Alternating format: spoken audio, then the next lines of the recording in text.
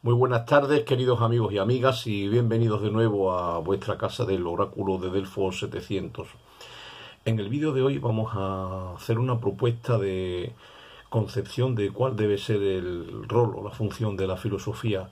desde el punto de vista de nuestra actitud, diríamos, vital o intelectual ante ella. Es evidente que la filosofía tiene muchísimas funciones, así como ramas y muchas finalidades.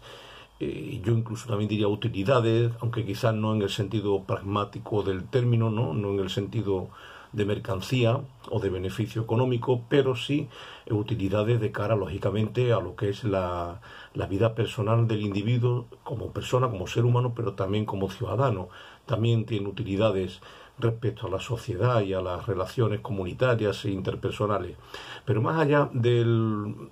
digamos, pues del amplio elenco de finalidades o de funciones que puede cumplir la filosofía en nuestra vida y en nuestra sociedad, respecto a la actitud, diríamos, personal y epistémica o epistemológica del ciudadano que se plantea o de la persona que se plantea una actitud filosófica, ¿cuál de estas dos opciones debería ser la más apropiada o la más adecuada en el quehacer filosófico? Una primera opción que sería buscar en la filosofía los argumentos que a mí me hacen falta para convencerme de lo que quiero creer o de lo que quiero convencerme. En este sentido es lo que hemos llamado pues filosofía como comodidad o como pues búsqueda del bienestar. La otra función o la otra finalidad sería olvidarnos de ese bienestar, olvidarnos de esa comodidad, olvidarnos de una pretensión predeterminada de respuestas concretas y sencillamente buscar a la aventura la verdad, la que creemos que es la verdad. Lo que hemos puesto en el título: filosofía, verdad o comodidad. Cuando los filósofos medievales se planteaban tanto en la Baja Edad Media como en la Alta Edad Media el problema de la existencia de Dios, la inmensa mayoría de ellos, si no la totalidad de ellos, ya sabían antes de empezar a filosofar a dónde iban a llegar. Ellos tenían claro que habían partido del supuesto de su creencia o de su afirmación de la existencia de Dios y ahora querían utilizar la filosofía como un medio o como un recurso para, pues intelectualmente y racionalmente, poderle demostrar al resto que efectivamente su creencia era la acertada y que Dios existe.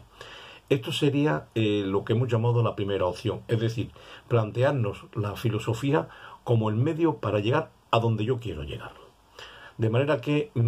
las respuestas ya las tengo en el punto de partida y ahora lo que yo quiero hacer es trazar el camino para llegar hasta esas respuestas o hacia esa meta pues epistemológica o intelectual. El otro camino sería el contrario. El otro camino sería el decir, vamos a ver, yo renuncio de antemano, cuando me planteo el hacer filosofía, renuncio de antemano a pretender ninguna respuesta o ninguna meta. No me propongo, tengo que llegar a demostrar esto, o tengo que llegar a afirmar esto, o tengo que llegar a exponer esta teoría, este concepto, esta creencia, o esta afirmación, o esta ideología, o lo que yo quiera. No. Yo me planteo el problema que a mí se me plantea, ya sea porque me ha surgido a nivel personal en mi vida o en mi reflexión filosófica, o ya sea porque me lo han planteado otros. Me planteo el problema filosófico que sea cual sea su naturaleza, ya sea de orden moral o religioso o ideológico político o cultural o existencial, da igual, en cualquiera de los órdenes en los que la filosofía trabaja, yo me planteo la cuestión cuya respuesta quiero buscar y me lanzo a la aventura sin tener la más mínima idea de cuál será la meta a la que voy a llegar. Es decir, yo tengo que ponerme a reflexionar buscando la verdad con absoluta honestidad, sin pretender que la filosofía sea un medio que a mí me va a servir para un fin ya decidido de antemano. En cierto modo, esta segunda opción encajaría mucho mejor con lo que algunos filósofos, como por ejemplo, pues la corriente de los existencialistas del siglo XX, quizás con Martin Heidegger a la cabeza, llamaban la actitud auténtica, ¿no? O la vida auténtica. No desterrar o no ningunear o no esconder los verdaderos problemas humanos, las verdaderas cuestiones a las que no le hemos encontrado respuesta realmente, no esconder los grandes tabúes del hombre actual, ¿no? El problema del dolor, de la limitación humana, de nuestra vulnerabilidad, especialmente el tabú de todos los tabúes, el problema de la muerte. No vivir como si esas cosas no existieran, no relegarlas a un segundo plano, no despreciarlas o no sacarlas del discurso filosófico porque nos incomodan.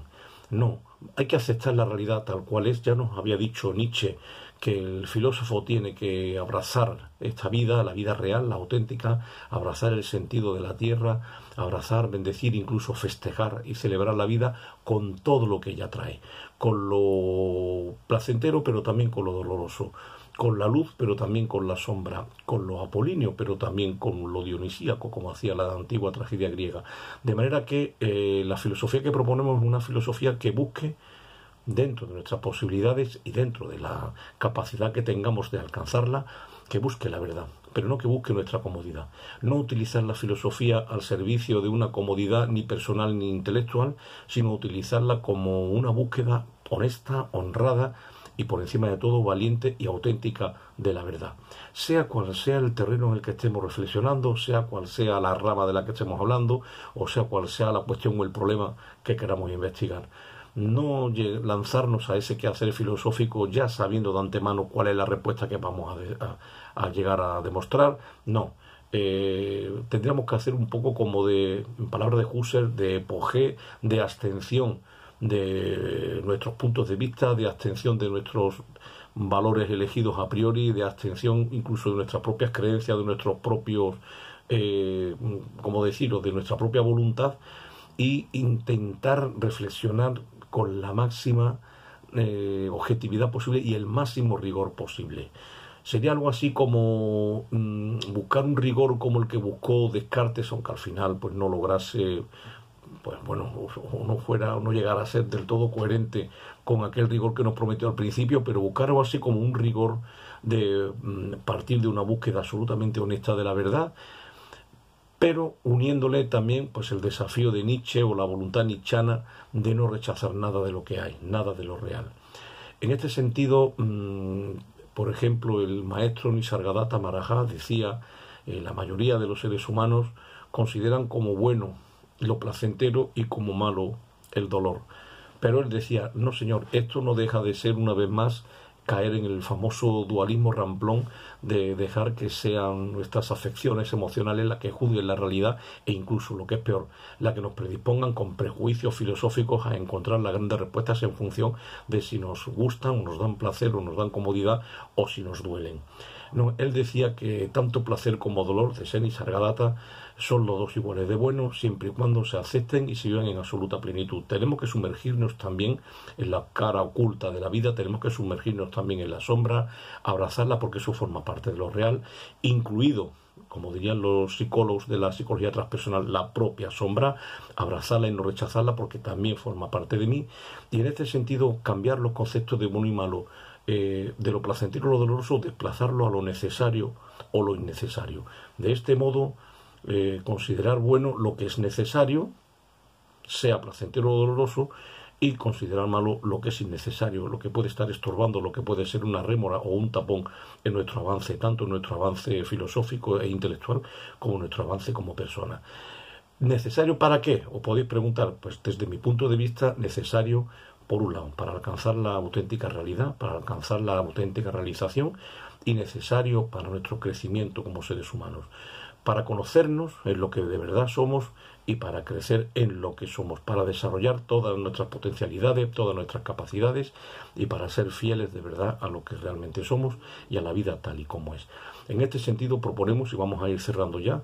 una manera de hacer filosofía y de enfrentarnos a la reflexión filosófica, tanto en un nivel a lo mejor más erudito o más culto o más profesional, como a nivel de cualquier ciudadano o ciudadana normal que no sea un profesional de la filosofía, pero que hace filosofía cada vez que se cuestiona por cosas importantes de su vida,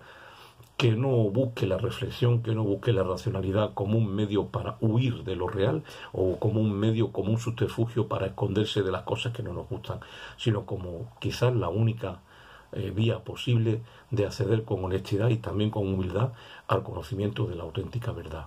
Sea esta cómoda, placentera o sea esta menos placentera o dolorosa, pero afirmar lo real tal y como es y ser capaces de acogerlo en un abrazo modesto, humilde y realmente propositivo. Afirmar la vida, afirmar la realidad, afirmar la verdad,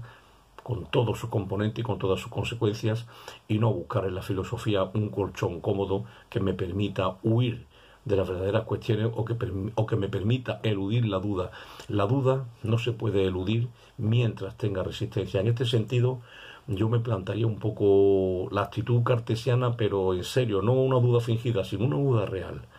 No voy a aceptar como verdadero nada que realmente no esté experimentando en mi existencia cotidiana.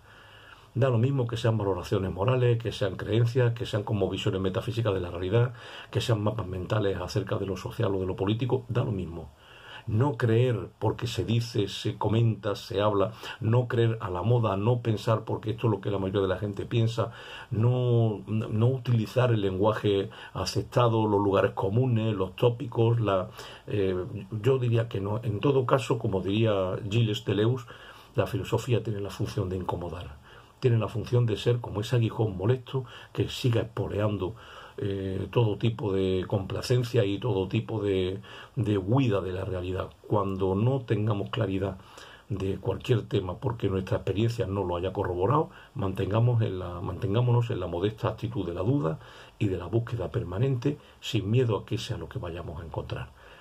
Por tanto, y con esto termino, la filosofía yo creo que es una invitación para hombres y mujeres valientes, pero no para hombres y mujeres comodones. Bueno, pues nada, espero que aceptéis este reto, ojalá os haga por lo menos plantearos la duda de si merece o no merece la pena buscar la verdad y no la comodidad. Y bueno, pues si te ha gustado el vídeo, como siempre, te animo a que le des a me gusta o a que lo compartas con tus amigos. Muchísimas gracias por estar aquí como siempre y hasta el próximo vídeo.